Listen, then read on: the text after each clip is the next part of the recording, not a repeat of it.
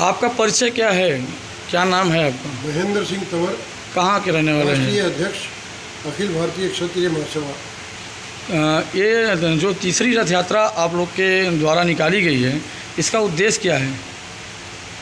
9 अगस्त 2022 को जी अखिल भारतीय क्षत्रिय महासभा, जो कि 125 वर्ष पुरानी जी ऐतिहासिक संस्था है, जी जम्मू के ऐतिहासिक जगह से, ऐतिहासिक दिन जहाँ से जम्मू कश्मीर के राजा का राज तिलक होता था, उसी जगह से तीसरी रथ यात्रा देश में आर्थिक आधार पर आरक्षण को लागू करवाने के लिए, जातिगत आरक्षण को समाप्त करने के लिए, देश की सभी जातियों के, चाहे वो आरक्षित जातियाँ हैं चाहे अनारक्षित जातियाँ, सभी जातियों के गरीब लोगों के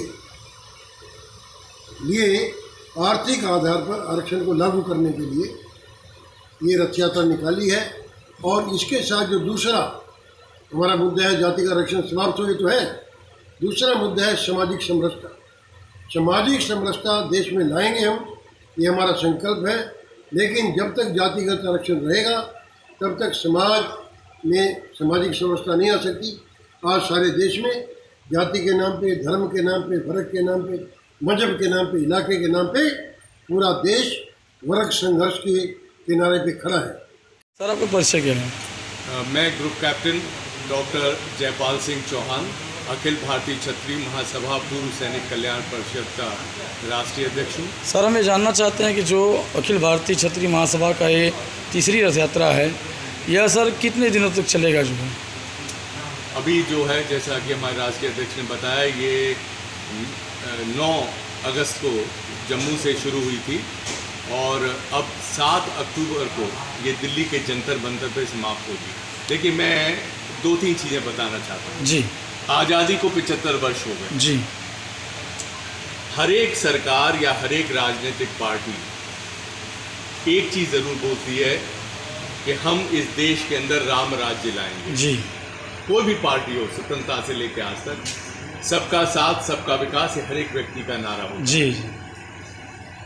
तुलसीदास जी ने रामायण में लिखा है, दैहिक दैविक भौतिक तापा, राम राज्य काहू नहीं व्यापा, सब नर नार परस्पर प्रीति, चलें स्वधर्म निरंतर। ये सबके लिए, ये समाज के लिए भी है, जनता के लिए भी है और शासकों के लिए भी है। अब जो हम आरक्षण की बात करते हैं या सामाजिक समरसता जहाँ नहीं है, वहाँ पे कौन सी प्रीति है और क्या इस आरक्षण से किसी को कष्ट नहीं है? छोटे का हाथ पकड़ के ऊपर उठाना, ये राजधर्म है। लेकिन राजधर्म ऐसा होना चाहिए जिसके अंतर्गत किसी को कष्ट ना होना। ये चाहिए था कि बड़े बड़े अच्छे विश्व स्तरीय स्कूल कॉलेजेस बनाए जाते, जहां पर क्लास ए सर्विसेज से अच्छी जो थी वहां की टीचरों की तनख्वाह होनी चाहिए थी। भारतीय क्षत्रिय महासभा का जो तीसरा ये रथ यात्रा निकला हुआ है, ये कितने दिनों से जो है आप लोग निकाले हुए हैं? ये रथ यात्रा 9 अगस्त को जम्मू से शुरू हुआ। जी। जम्मू से पंजाब में गया। जी। पंजाब से ये हमारे अध्यक्ष बैठे हैं पंजाब के। जी। आदरणीय डिम्पल राणा जी हमारे अध्यक्ष बैठे हैं। जी। पंजाब में गया। पंजाब के बाद ये हिमाचल गया।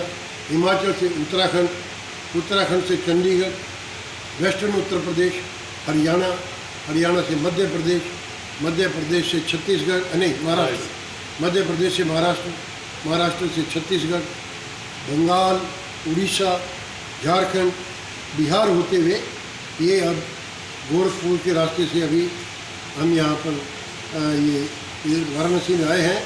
और इसके पहले चरण का जो समापन है वो 7 अक्टूबर को दिल्ली में जंतर मंतर में होगा। अब ये मैंने कहा ना तीसरी है। इससे पहले 2 रथ यात्राएँ, राष्ट्रव्यापी रथ यात्राएँ हम निकाल चुके हैं पूरे देश में। 2010 में 5 महीने की, 2017 में 3 महीने की, 8 महीने की 2 राष्ट्रव्यापी रथ यात्राएँ, 70,000 किलोमीटर का सफ़र। उसका रिजल्ट ये हुआ कि 2017 की रथ यात्रा के बाद केंद्रीय सरकार ने संविधान में संशोधन करके कानून बनाकर 10% आरक्षण आर्थिक आधार पर दिया। लेकिन हमारी तो सतत मांग ये है कि जातिगत आरक्षण पूर्णतया समाप्त होना चाहिए।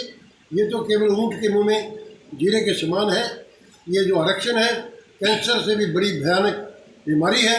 और इस रथ यात्रा में मैं आपको कहता हूँ सभी जातियाँ हमारे साथ हैं और किसी जाति का नहीं है, ना राजपूत का है, ना ब्राह्मण का है, ना अग्रवाल का है, सभी जातियों के लोग। हम जानकारी आपसे चाहते हैं कि जो केंद्र और प्रदेश सरकार आरक्षण लागू किया है इससे आप संतुष्ट नहीं हैं? बिल्कुल नहीं है। क्या मांग है आपकी? मांग क्या है? ये जीरे के समान है जी, ये ऊँट के मुँह में जीरे के समान है। आज इस 10% आरक्षण से के बावजूद लाखों रोजगार जो हैं उनका कैरियर समाप्त हो जाए। हम ही 10 दिन पहले अकोला में थे, महाराष्ट्र में। अकोला में एक शानदार बच्ची हमारी 450 से ऊपर उसके नंबर आए, उसका एडमिशन नहीं हुआ, घर आके खुदकशी कर ली उसने। आपका परिचय क्या है? मैं डिम्पल राणा अखिल भारतीय क्षत्रिय महासभा पंजाब का सेवादार हूँ, जो हमारे माननीय राष्ट्रीय अध्यक्ष महेंद्र सिंह तंवर जी की अध्यक्षता में राष्ट्रव्यापी रथ यात्रा आर्थिक आधार पर आरक्षण को लागू करवाने के लिए जम्मू से 9 अगस्त से शुरू हुई है। उसका आज वाराणसी में जो यहाँ पहुँची है, मैं पहले तो आप सभी पत्रकार बंधुओं का धन्यवाद करता हूँ कि आप हमारी जो बात है लोगों तक पहुँचाने के लिए बहुत बड़ा आपका अहम रोल है।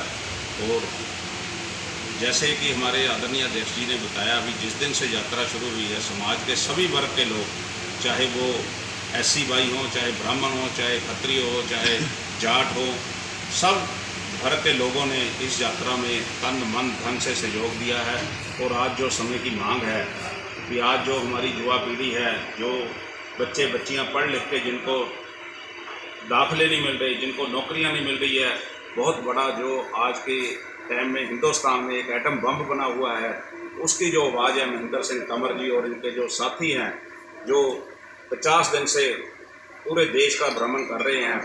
और मैं माननीय प्रधानमंत्री मोदी जी और राष्ट्रपति जी से जो 7 अक्टूबर को हमारी यात्रा की जो दिल्ली में समाप्ति है, उसमें मांग पत्र भी देंगे। और जब हिंदुस्तान जो कि एक सोने की चिड़िया कहा जाता है, जिसमें सभी जाति सभी धर्मों के लोग रहते हैं, और जब से देश आज़ाद हुआ है, किसी भी वर्ग के जो लोग हैं, जो समाज के लोग हैं, उनका बराबर का योगदान है। तो फिर जो जात पात के बंदरों में हम डाल के जो है अपने देश को आर्थिक आधार पे कमज़ोर कर रहे हैं। जब कभी कोई साथी बीमार होता है, जब उसको ब्लड चढ़ता है, तो क्या कोई डॉक्टर पूछता है भी तुम किस जात से हो, किस धर्म से हो? फिर हम क्यों ये देश को कमज़ोर करने वाली बातें हैं जो कर रहे हैं। इसलिए हमारी जो सभा है, माननीय महेंद्र सिंह तंवर जी और इनके जो साथी हैं, इनके माध्यम से माननीय मोदी साहब और राष्ट्रपति जी से विनती करेंगे भी जो हिंदुस्तान में है, आर्थिक तौर पर बच्चों को आरक्षण लागू हो, चाहे नौकरियां, चाहे पढ़ाई है, ताकि जो चाहे वो SC वर्ग से हैं, चाहे ब्राह्मण हैं, चाहे समाज के किसी वर्ग का जो आर्थिक तौर पे कमज़ोर है, उसको इस आरक्षण का लाभ मिलना चाहिए।